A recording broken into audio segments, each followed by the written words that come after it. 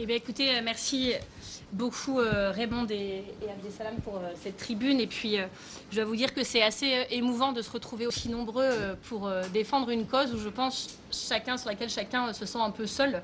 Donc, être ensemble ce matin, je trouve ça très important politiquement, mais aussi assez émouvant de voir ce spectre aussi large, parce qu'au fond, nous partageons la même conviction profonde, celle que la reconnaissance de l'État de Palestine par la France est un impératif moral, un impératif politique et un impératif stratégique qui ne doit plus être davantage différé, parce que plus tard, ce sera trop tard.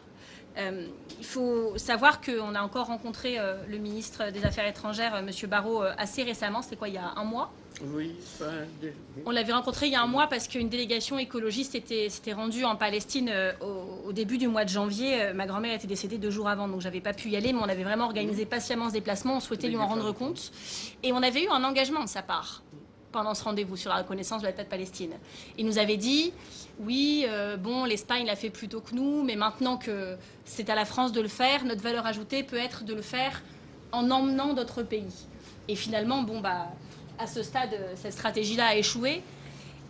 Mais je pense qu'il faut arrêter de se dire, enfin, le mieux est parfois l'ennemi du bien. C'est-à-dire que la parole de la France sur la scène internationale, qui a si souvent été singulière, qui a si souvent porté, elle est attendue.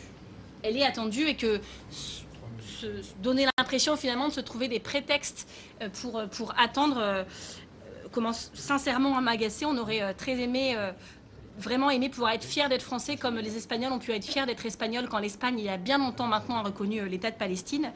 Et au fond, qu'attendent-ils? Qu'il soit trop tard, que l'État de Palestine n'existe plus pour le reconnaître à titre posthume? Tout ça est assez indécent.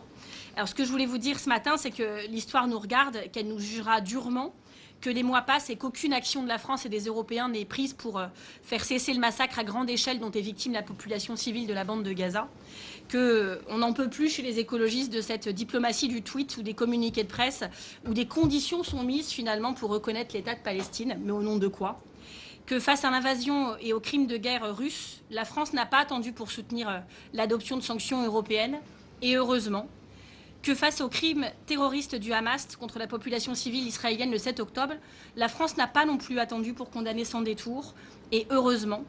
Mais que fait concrètement la France pour mettre fin au massacre des Palestiniens depuis des mois?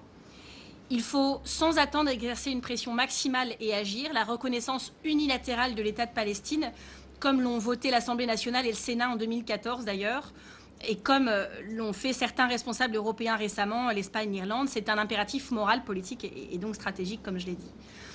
C'est lié à une autre violation massive du droit international par Israël, c'est-à-dire la poursuite et l'intensification de la colonisation en Cisjordanie, avec des violences des colons sous protection des soldats israéliens qui rend de facto un État palestinien impossible autrement que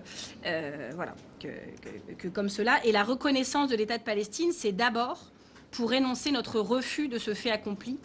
Il faut l'accompagner aussi de mesures évidemment contre la colonisation et pour arrêter le génocide en cours à Gaza en premier lieu.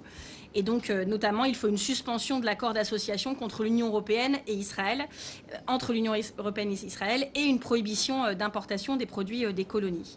Ce que je voulais vous dire enfin, c'est que oui, un génocide est en cours en Israël, et celles et ceux qui nous expliquent que c'est le travail des historiens, que c'est le travail de la justice, comme si on allait attendre 10 ans pour pouvoir dire « Ah, au fait, maintenant on peut le dire. C'est trop tard, mais on peut le dire. » Donc oui, il y a un génocide en cours à Gaza, il faut le dire, le dénoncer et le stopper.